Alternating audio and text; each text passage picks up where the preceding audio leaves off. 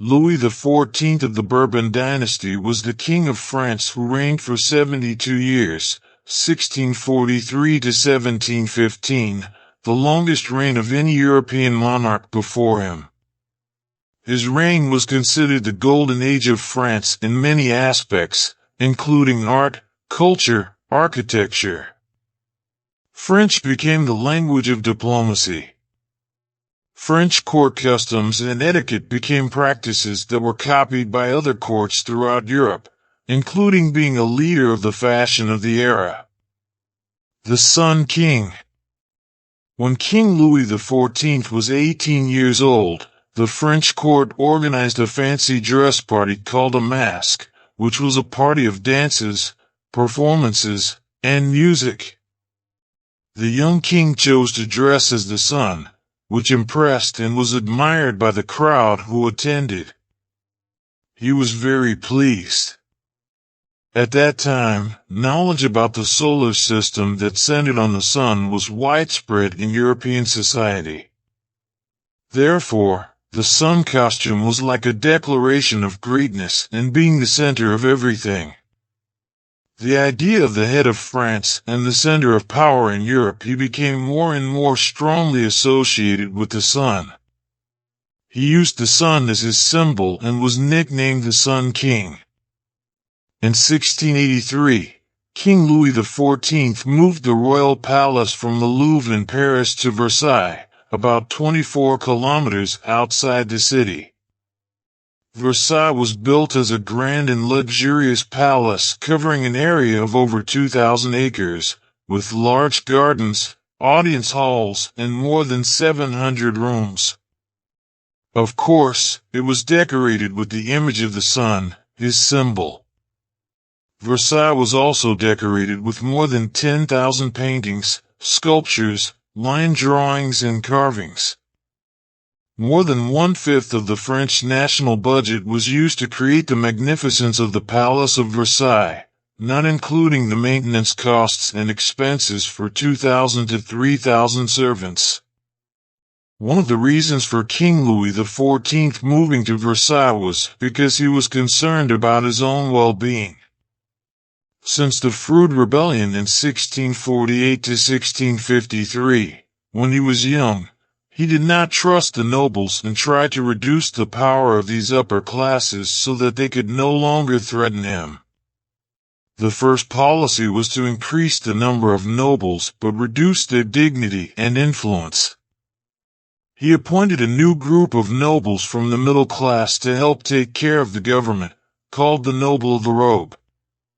The old nobles, or the Noble of the Sword group, who were descendants of the rulers of small and large regions in France, were called to serve closely at the Palace of Versailles for the convenience of monitoring and controlling behavior that might lead to resistance to his power. When the high-ranking nobles had to move to the Palace of Versailles, King Louis XIV organized constant festivities. The purpose was to divert attention from politics to become a competition for the nobles to live extravagantly and luxuriously. Fashion and dressing were given a higher priority than ever before in European history because no noble wanted to look inferior or less outstanding at the royal banquet. He also had a preference for luxurious fashion. He wanted all the nobles to show off their stylishness as befitting his subjects. The more foreign diplomats came to pay their respects, the more the level of fashion and luxury in dressing was highlighted to show the greatness of France. This led to the tradition of dresses for different events and occasions among the upper class. This tradition led to a fashion competition of dressing among the nobles. Whoever dressed outstandingly and appropriately to the point of receiving compliments from King Louis XIV would be admired by the upper class. However, if they were not, they would be criticized in the upper class society as well. In exchange for the king's attention, many nobles were willing to pay a lot of money until they went into debt to get expensive clothes. It seemed that these things pleased King Louis XIV quite a bit because when the nobles were in debt, Any cost that could create a threat to his power would disappear. In addition to being intoxicated by parties and fashion, the court of Versailles was also a stage for the nobles to show off their wits, which were all small matters, such as the right to talk to the king. He had to let him speak first before he could respond. The nobles had to present themselves in every possible way for the king to notice and remember them in order to have a chance to talk to him.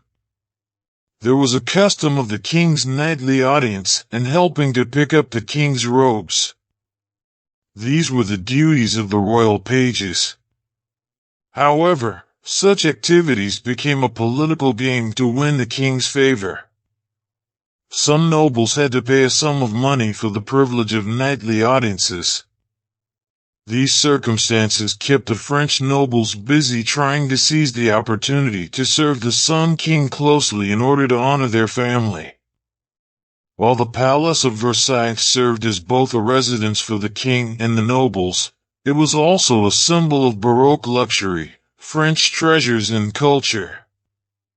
The grandeur of the building served as a model for the construction of palaces and mansions by members of the royal family and nobles both in and outside France. The gardens, fountains, forests, and streams within the palace grounds all contributed to Versailles being a paradise for residents and visitors. However, the French court invested so much in extravagance, the non-stop banquets, it cut off the people of Versailles from the outside world. It can be said that even though Versailles achieved the wishes of King Louis XV, 14, to control the behavior of the nobility to be his domesticated pets, at the same time, it was a wall that separated the nobility from the French people, cutting them off from their awareness and realization of the people's poverty, before becoming a violent ticking time bomb in the later revolution to overthrow the Bourbon dynasty.